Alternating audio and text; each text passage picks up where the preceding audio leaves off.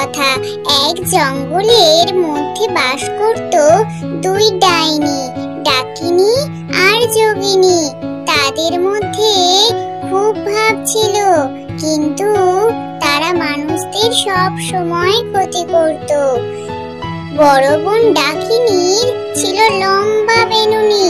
সেই বেনুনি দিয়ে সে যাকে সামনে পেত তাকে ধরে চিবিয়ে খেত, আর সময় সুযোগ বুঝলেই ঘাড় মুটকে দিত। আর তার বোন যোগিনী গ্রামের থেকে বাচ্চাদের তুলে নিয়ে আসতো তাদেরকে মেরে ফেলার জন্য। সে শুধু রক্ত খেত বাচ্চাদের। সে গ্রাম ও গ্রাম ঘুরে ঘুরে বেড়াতো।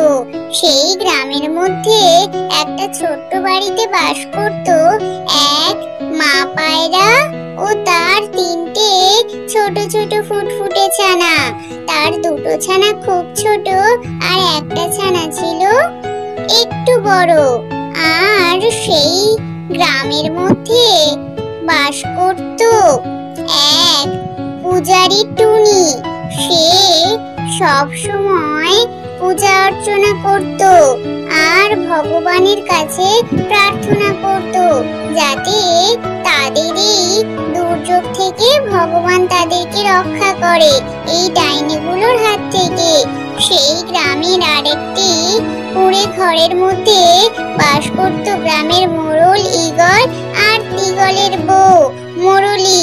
সেই গ্রামের মোড়ল আর মোরলি মিলে সব গ্রামের বাসিন্দাদের সুযোগ সুবিধা দেখাশোনা করত, আর কেউ অসুবিধায় পড়লে তাকে সাহায্য করত। সেই গ্রামের এক বাসিন্দা সাদা পায়রা একদিন তার বাচ্চাদের বলল, বাচ্চারা, আমি তোমাদের জন্য খাবারের সন্ধানে বাজারের দিকে যাচ্ছি, তোমরা দরজা বন্ধ রেখো। তখন তার বাচ্চা বলে, হ্যাঁ মা, তুমি যাও, আমরা ঠিক সাবধানে থাকবো। তুমি আমাদেরকে নিয়ে কোনো চিন্তা করো না, তুমি এখন সাবধানে আসতে পারো। এই কথা বলে পায়রা খাবারের সন্ধানে রাতে বনের দিকে ঢুকে গেল। তখন সে দেখতে পেল জঙ্গলের মধ্য থেকে সেই দুই ডাইনির মধ্যে বড়জন ডাকিনী তার লম্বা বেনুনি নিয়ে এদিক থেকে ওদিক হাঁটা চলা করছে। তখন সে খুব ভয় পেয়ে গেল আর দ্রুত গতিতে তার বাড়ির দিকে ফিরে আসছিল। তখন সে দেখতে পেল বনের এক শূন্য জায়গা থেকে তার বোন যোগিনী একটা বাচ্চা গ্রাম থেকে তুলে নিয়ে যাচ্ছে তার রক্ত চুষে খাবে বলে। এই দৃশ্য দেখে পায়রা সেখান থেকে উড়ে চলে গেল, আর উঠতে উঠতে সে গ্রামের মোড়লের বাড়িতে গিয়ে সবার আগে পৌঁছালো। সেখানে পৌঁছে সে মোড়ল মশাইকে বলল, মোড়ল মশাই, জানো তো আমাদের বনের মধ্যে যে দুই রাক্ষসী আছে, ডাকিনী আর যোগিনী, তাদের উৎপাত দিন দিন বেড়েই চলেছে। তারা কিছুতেই শান্তিতে থাকতে দিচ্ছে না। আমি এইমাত্র দেখলাম তারা জঙ্গলের এই মাথা থেকে ও মাথা করছে। এই শুনে ঈগল মহারাজ বলল, ঠিক আছে, তোমরা চিন্তা করো না, আমি সব ঠিক করে দিচ্ছি, আর ওদের ব্যবস্থা কি করে করা যায় তার ব্যবস্থা নিচ্ছি। আর তখন ঈগলের বউ বলল, তোমাদের কিচ্ছু ঠিক করতে হবে না, তোমরা বরং যাও পূজারী টুনির কাছে, ওই ভগবানের কাছ থেকে নিশ্চয় কোনো বিধান বার করবে। এই কথা শুনে তখনই ঈগল আর পায়রা উঠতে উঠতে চললো তাড়াতাড়ি করে পূজারী টুনির বাড়িতে। সেখানে গিয়ে তারা দেখে পূজারী টুনি পুজো করছে, আর তারা এসেছে দেখে টুনি তাদেরকে পাশের ঘরে বসতে দেয়। তখন ঈগল আর পায়রা পাশের ঘরে কিছুক্ষণ অপেক্ষা করে। একটু পরে টুনি তাদের কাছে আসতেই সব ঘটনা ঈগল খুলে টুনিকে বলে। তখন টুনি বলে, ঠিক আছে, আমি দেখছি কি করে সমস্ত গ্রামবাসীকে ওই দুটো ডাইনির হাত থেকে বাঁচানো যায়। তারপর ঈগল আর পায়রা সবকিছু টুনিকে বুঝিয়ে দেওয়ার পর বাড়িতে ফিরে আসে। আর সেই দিনই ঘটে যায় আর এক ঘটনা। দুই বোন ডাকিনী আর যোগিনী গ্রামে, বাগানে, জঙ্গলে সব জায়গায় উৎপাত বাড়িয়েই চলে। তাদের ভয়ে সমস্ত জঙ্গল আর গ্রামের পশু পাখিরা এদিক ওদিক উড়তে থাকে। পরদিন সকালে পূজারী টুনি নদীর ধারে বসে যায় ভগবানের আরাধনায়। পূজারী টুনি নিষ্ঠা ভরে পূজা করতে থাকে।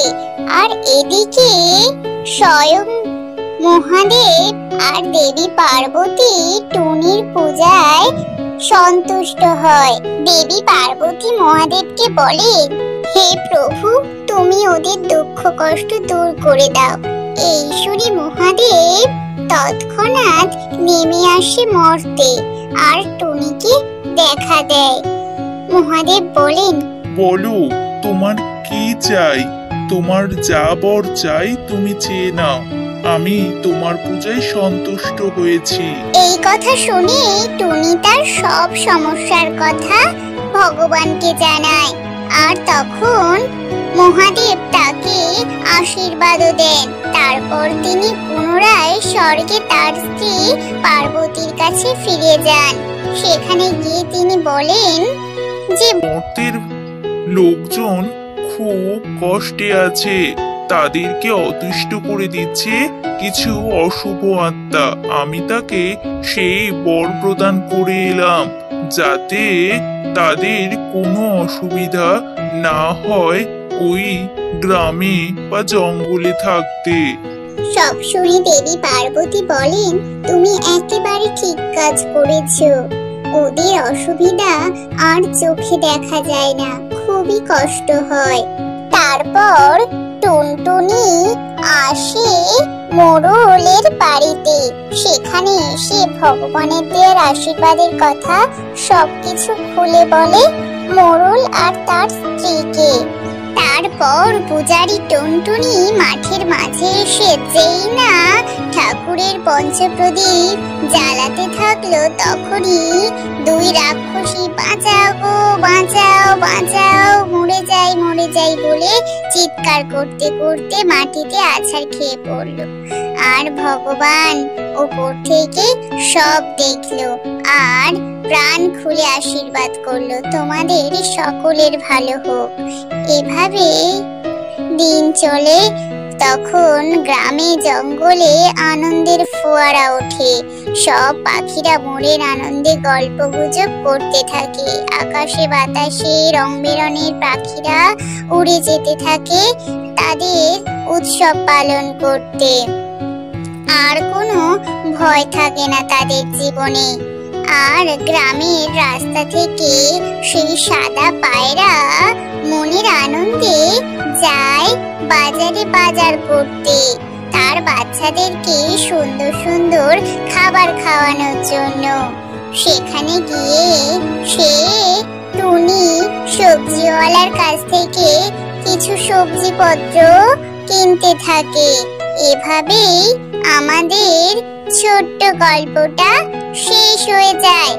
আর অশুভ শক্তির কাছে শুভ শক্তির জয় হয়।